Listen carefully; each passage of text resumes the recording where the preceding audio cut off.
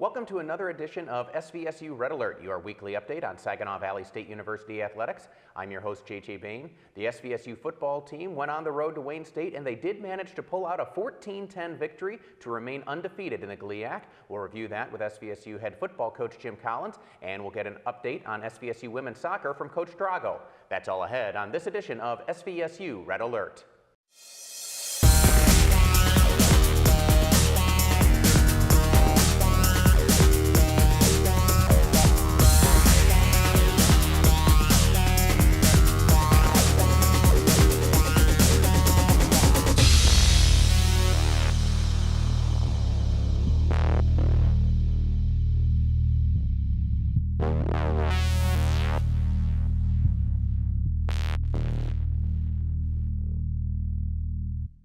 Welcome back to SVSU Red Alert. I'm J.J. Bain, joined by SVSU football coach Jim Collins. And Coach, over the course of the season, there's some games that you probably just feel fortunate to win. I would imagine this Wayne State game falls into that category. Well, you hit the nail on the head, J.J. Number one, it's a victory, and that's all that counts right now.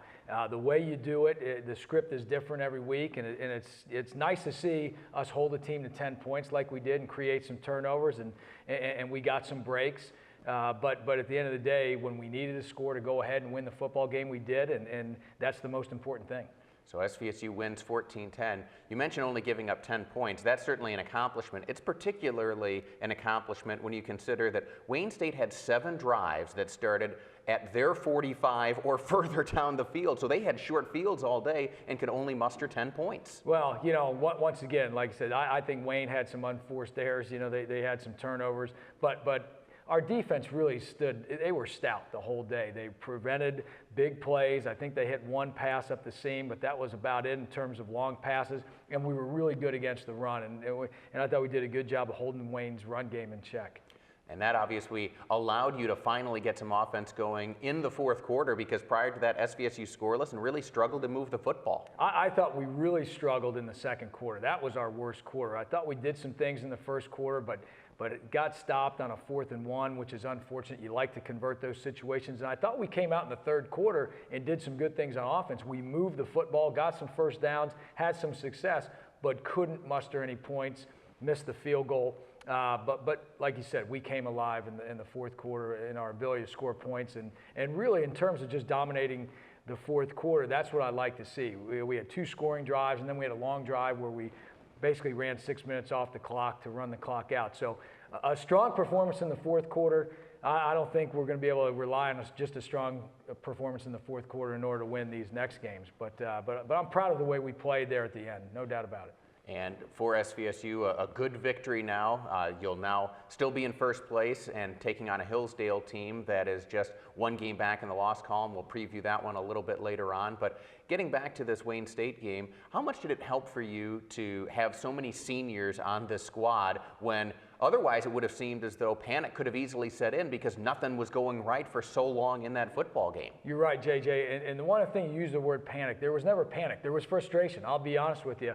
Our offense isn't used to being held scoreless for 3 quarters, and there was a little bit of frustration. But I think the one thing you could see is that that frustration turned into a sense of urgency. And that's what you get when you have experienced guys. Young, inexperienced guys, frustration will turn into panic. For us, the frustration turned into more of a sense of urgency, and we played like it in the fourth quarter. Did you do anything differently to start getting some of the big pass plays to Jeff Janis? Michael Albrecht was open all game long, finished with 11 catches, but Jeff Janis at the half had only 1 catch for 5 yards. He finishes with 7 for 139 and both touchdowns. One of the things we were able to do at halftime is make some adjustments in terms of where we wanted to line Jeff up. We really felt confident going into the game that we could put him into the boundary like we did against Northwood and attack that way. But they did a good job, Wayne State, of matching Jeff into the boundary with their corner. So starting to put Jeff to the field enabled us to do some things. And then once again, it's just a matter of execution, JJ. We didn't execute the way we normally do in that first half. And adjustments at halftime were very little. It was more of a let's challenge our guys to play better and to execute the way they're capable of. And I think that's what we got out of our guys in the second half offensively. And as you talked about, SVSU very much able to control the fourth quarter, but had you been down by more than 10 points, it would have been interesting to see how that plays out. You mentioned the unforced errors by Wayne State. They have 2 bad center quarterback exchanges inside the SVSU 10-yard line that certainly prevented them from having more points. And the thing that I liked is in both of those situations, our defense did a good job of holding Wayne to situations where we didn't make it easy for them to score. Right before that, the first fumble that they had, we did a great job. It was a goal line stand. We stopped them on second down and forced them into a third down in that situation, which I thought was critical. So I think we did a good job of forcing them into situations that were tough. Third down situations. Third and goal is tougher than second and goal. And so we did that, and then the other turnover was on a 4th down and 1. So once again, we forced them into some situations where there was a little bit of stress, where they felt a sense of urgency, and a lot of times when you can do that, you can force those mistakes, and we did. And for SVSU, we've had so many games over the course of the season where the ball gets spread around.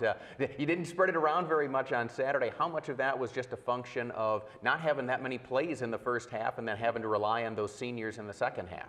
Great point. We didn't have a lot of plays. I think we only ran 25 plays in the first half.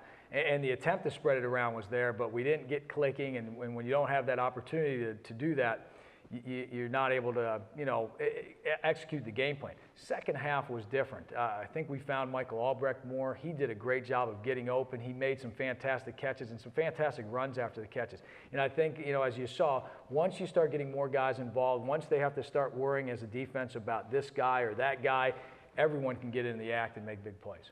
When that football game is over, how much of you is feeling a sense of celebration versus how much of you is feeling a sense of relief?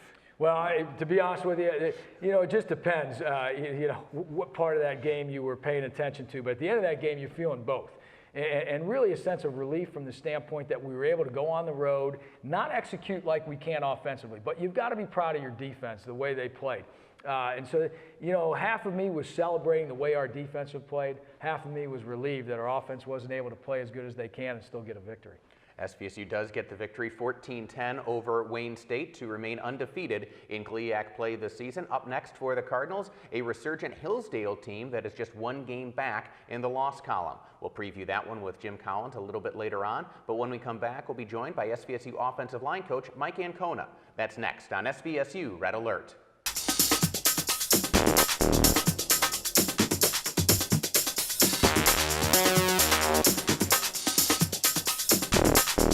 This week's Spring Hill Suites Female Athlete of the Week is Mackenzie Frudel. Frudel, a junior on the SVSU women's volleyball team, helped lead the Cardinals to a 3-1 win over Malone. Frudel hit for a .33 percentage, registering 10 kills and adding 7 total blocks. She added 1 of 5 Cardinal aces and had a pair of digs in the match. The Cardinals now head to Aurora, Illinois to participate in the GLIAC/GLVC Crossover Challenge on Friday, October 25th and Saturday, October 26th. Mackenzie Frudel, your Spring Hill Suites Female Athlete of the Week.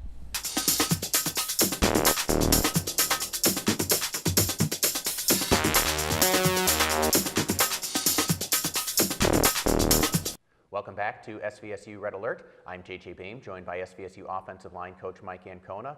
And Mike, you've kind of had good fortune. You've had the same group of guys you've been working with for the past couple of years until this past Saturday against Wayne State, where you had to do some shuffling up there with your right tackle Logan Hauserman being injured. Right. We had to, going into the week, we knew it was a possibility we wouldn't have Logan. And we had another guy who was banged up a little bit too. So Nick Bruner, who's our backup at right, he got all the snaps, practiced like he was going to start. Let him know later in the week he was going to start. He was excited about it and stepped in and played well for us.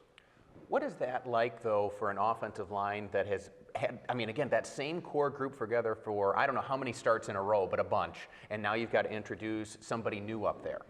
Right. With our practice and what we do, we rotate guys in a lot, and that's what I do. I get guys going in through as we work our team part of practice. So they're used to working with each other.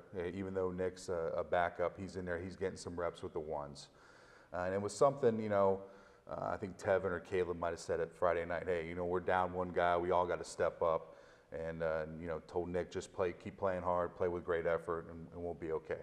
And after watching the film, you were telling me before we came on, he did that. So that part of it, you know, he did everything you could ask for. Right, he played well. He played really well. First start, got the win.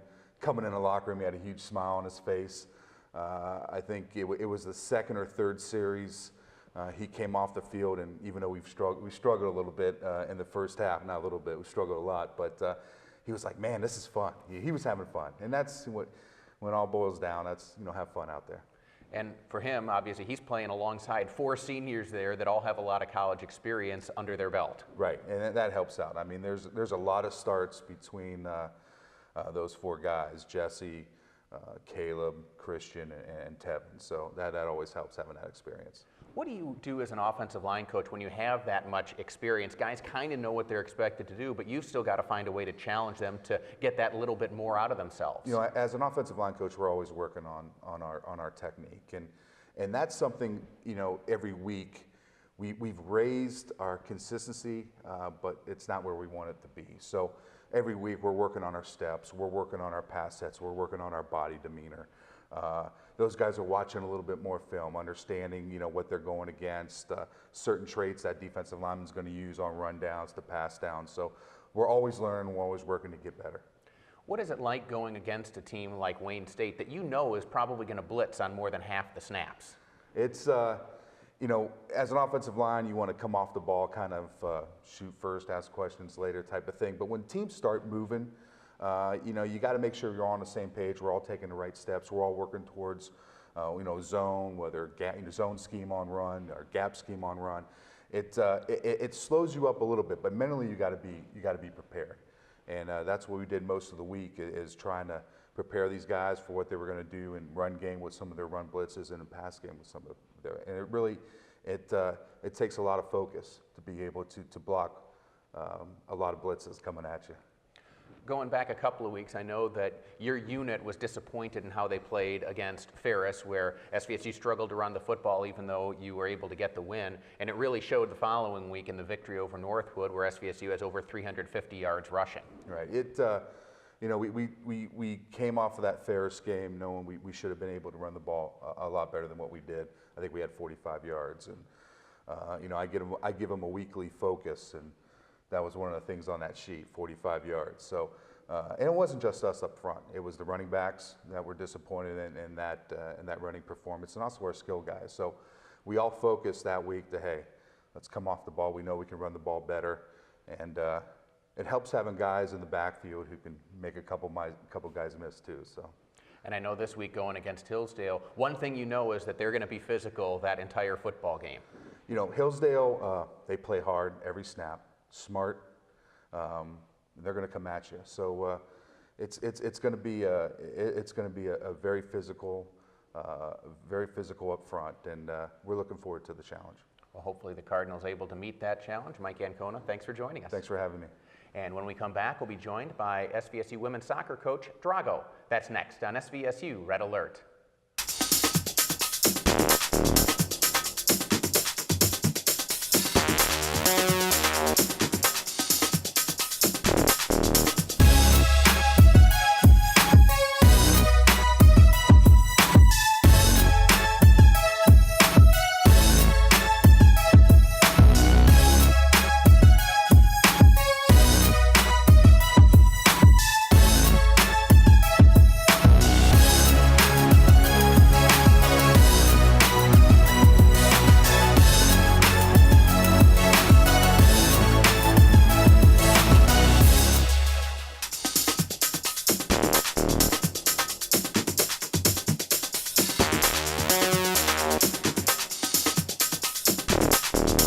Welcome back to SVSU Red Alert. I'm JJ Boehm, joined by Coach Drago of the women's soccer team. And Coach, been struggling a little bit lately, but you're still in the hunt. You've still got an opportunity to achieve some things. Well, absolutely. We are not giving up.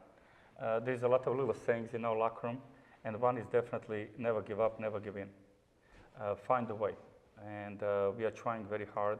And strangely enough, we are really playing good. Strangely enough, our players are giving everything they have. We just cannot find the net. But we're going to fight all the way to the end. Whatever happened, but we are going to fight. That is one of the interesting things about soccer is that you can control the play for so much of the game and be the, quote, better team, if you will, but if the other team scores 2 goals and you only score 1, you still wind up losing. Well, we are outshotting every opponent. It is the strangest things ever. I try to figure out, I'm very, very long time in this game, but this is very, very strange season. I don't remember in my career that I have been part of anything like it, because our players are giving everything they have. We are outshotting the opponents. We are playing beautiful soccer. You know, Jogo Bonito, we are playing really beautiful. And in some ways, we cannot end up with a better result. It is stunning. But again, we have a great players and great talent, and we just have to, like we're talking about, how to overcome that. Grind. Keep working hard, keep grind, and things will turn our way. That ball will bounce our way. Because right now, the ball is bouncing their way.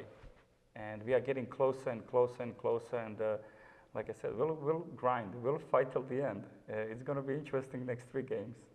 And what do you do to keep that attention, if you will, because you have so many young players. It's easier to get that across to a junior, senior who's been through these things before, but to freshmen and sophomores, when you're saying keep grinding, sometimes it's easy to give in to frustration. No question about it. It's such a fine line, and you're absolutely right. We do have very, very young team. A lot of these players are put in a situation they probably were never before. We're asking our freshmen that should kind of slowly start getting in. We're asking them to win the game. It is a little bit frustrating. I think we are all, because we should not be in this situation where we are right now. Because of the quality, the way we play, the way we train, everything is so good. And you look and you go like, how in the world? But it is grind, and it is the young players are learning. It is one thing to play good, but to learn how to win are 2 different things. And we are working with the younger ones as well, very hard, is to say, look, there is a difference between playing and playing to win. Winning is tradition, it's becoming, and you have to work very hard to understand that. And what it means is actually it's fundamentals. You know, you have 1-on-1 on a goalie. You have to put the ball in the net. Hitting the crossbar, it sounds really good, but you still didn't score a goal. So we are learning how to win. We are playing really good. And that's so very frustrating. We really are. But now we have to learn how to win. And that, you know, when the younger ones get that, then we're going to become a very, very dangerous team. What do you have to do during these last 3 regular season games in order to get yourself back on the right track and start finding the net and then keeping balls out of the net on the other end? Well, a lot of shooting. No, we are going same like always. We have 100% of the time. Our players know this is the tradition at Saginaw Valley. When you cross that white line, it's 100%. We don't allow players to play 70-80% of the time. We ask them to grind, to work very, very hard, and luck will come your way. You have to earn that luck. And we have today, right now in the morning, 8 o'clock, it was a great practice, and 100% of the time. You have to believe that things are going to change. You have to. You know, some people are half glass full, half pleasant. Well, I'm half glass full. And our players are as well. We'll grind. This is a very strange situation. I don't remember last time we were in it, but it is something to learn from. And for young players to understand what it takes, it's a great thing. A lot of things to learn. And we are there. Well, hopefully those lessons are learned quickly and start resulting in some victories. That's right, absolutely. We really believe in our kids that they really work very hard. They should not be in this situation, but sometimes when tough time comes, we try to learn from it. That experience can be so much more in the future. And we believe that we still can. We'll grind. This is it. 3 games to go. Well, good luck in those final 3 games. Thank you so much. And good luck to Coach Drago. We thank him for joining us. When we come back, we'll be joined by SVSU football coach Jim Collins. That's next on SVSU Red Alert.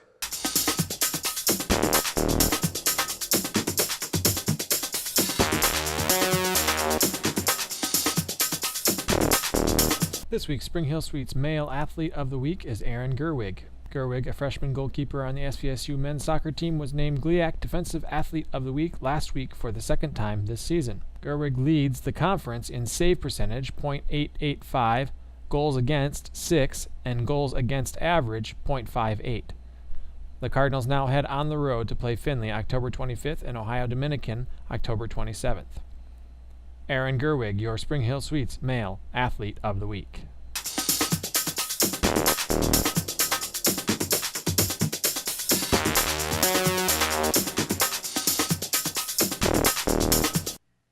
Welcome back to SVSU Red Alert. I'm JJ Bamery, joined by SVSU head football coach Jim Collins. And Coach, never gets any easier once you get into GLIAC North play. You get a tough win on the road at Wayne State, and now Hillsdale, who has won some games recently, including a big win this past Saturday over Ferris, they come calling on Wick Stadium. It's interesting that you say that, JJ, because Hillsdale defensively looks like typical Hillsdale. Strong, powerful, running the football really well, being physical.